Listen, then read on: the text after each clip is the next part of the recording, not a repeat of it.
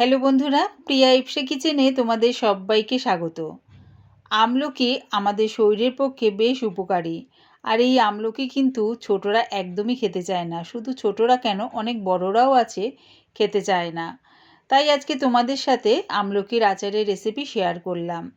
রেসিপিটা ভালো লাগলে প্লিজ আমার চ্যানেলটিকে লাইক ও শেয়ার করে দিও। তবে দেখে নাও আমি এটা কেমনভাবে তৈরি করি।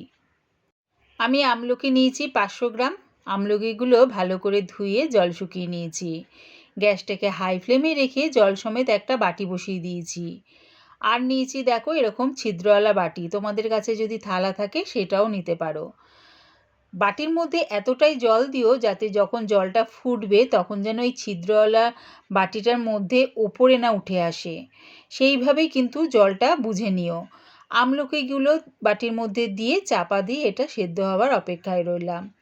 15 মিনিট পর চাপাটা খুলে যখন দেখবে এরকম আমলকির কালারটা চেঞ্জ হয়ে গেছে, তার মানে এটা সেদ্ধ হয়ে গেছে। এবারে এটা নামিয়ে ঠান্ডা করে নেব। ততক্ষণে একটা মশলা বানিয়ে নেব। শুকনো কড়াই দিয়ে দিলাম 3টে শুকনো লঙ্কা। গ্যাসটাকে কিন্তু আমি মিডিয়ামে রেখেছি। লঙ্কাটা আমি 30 সেকেন্ডের মতন একটু ভেজে নিলাম। তার মধ্যে দিয়ে দিলাম 1 চামচ গোটা ধনে, 1 চামচ গোটা জিরে, 1 চামচ মৌরি, 1 চামচ কালো সর্ষে, হাফ চামচেরও কম মেথি।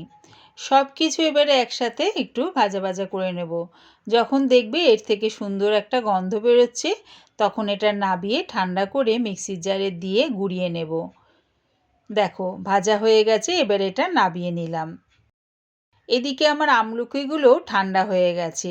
এবারে দেখো একটু চাপ দিলেই কিরকম আমলকির কোয়াগুলো ছেড়ে ছেড়ে আসছে। যেরকম কমলা লেবুর কোয়াগুলো ছাড়ানো হয় ঠিক সেরকম দেখো আমলকির থেকেও এরকম কোয়াগুলো বেরিয়ে বেরিয়ে আসছে। আর এই যে মাঝখানের যে দানাটা রয়েছে এটা আমরা ফেলে দেব।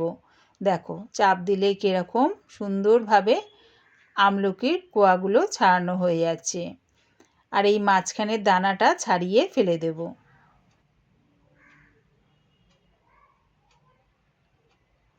ওই একইভাবে দেখো আঙুল দিয়ে চাপ দিয়ে আমলকির কোয়াগুলো ছাড়িয়ে নিচ্ছি। কোয়া বলো বা লেয়ার বলো, যেটাই বলো না কেন সেটাই এরমভাবে ছাড়িয়ে নিচ্ছি।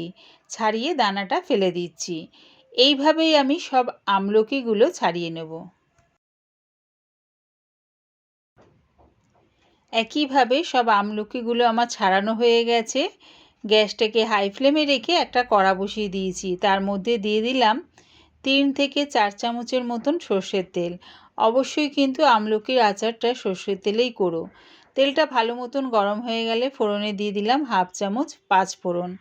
যখন দেখবে ফোড়নের থেকে সুন্দর একটা গন্ধ বেরোচ্ছে তখন দিয়ে দিলাম আমলকিগুলো। আমলকিগুলো দিয়ে তেলের সাথে একটু নাড়িয়ে চাড়িয়ে নিলাম। এবারে দিয়ে দিলাম এর মধ্যে হাফ চামচ হলুদ গুঁড়ো, কালারের জন্য দিলাম 1 চামচ কাশ্মীরি লঙ্কার গুঁড়ো। রোজকার নুন যে খাবারে ব্যবহার করি সেই নুন দিলাম স্বাদ অনুযায়ী, আর তার সাথেও দিলাম বিট নুন। অবশ্যই কিন্তু এখানে বিট নুনটা ব্যবহার করো, তাহলে কি হবে দেখবে আমলকির আচারটা আরও খেতে ভালো লাগবে। সব কিছু ভালো করে আমলকির সাথে মিশিয়ে নিয়ে যে ভাজা মশলাটা করে রেখেছিলাম সেটা দিয়ে দিলাম 2 চামচের মতন। ভাজা মশলাটা দিয়ে আমলকির সাথে মিশিয়ে আরও কিছুক্ষণ নাড়িয়ে চাড়িয়ে নিলাম। এবার দিয়ে দিলাম স্বাদ অনুযায়ী গুড়। কে কতটা মিষ্টি খেতে পছন্দ করবে সেই অনুযায়ী গুড়টা ব্যবহার করো। গুড়টা দিয়ে দেখো ভালোভাবে গুড়টা মেল্ট হয়ে গেছে। আমলকিটা যেহেতু আমার সেদ্ধ করাই আছে তাই বেশি আর ফোটাতে লাগবে না। আবার উপর থেকে দিয়ে দিলাম 1 চামচ ভাজা মশলা। ভাজা মশলাটা দিয়ে ভালো করে মিশিয়ে নিলাম। রেডি হয়ে গেছে আমার টক ঝাল মিষ্টি আমলকির আচার। একবার আমার মতন করে বানিয়ে দেখো। রুটি, পরোটা বা এমনকি ভাতের সাথেও এটা খেতে বেশ ভালো লাগে। আমার এই আমলকি আচারের রেসিপিটা পুরো দেখার জন্যে প্রিয়া ইপসা কিচেনের থেকে তোমাদের সবাইকে অনেক ভালোবাসা রইল। রেসিপিটা ভালো লাগলে প্লিজ আমার চ্যানেলটিকে সাবস্ক্রাইব করে দিও।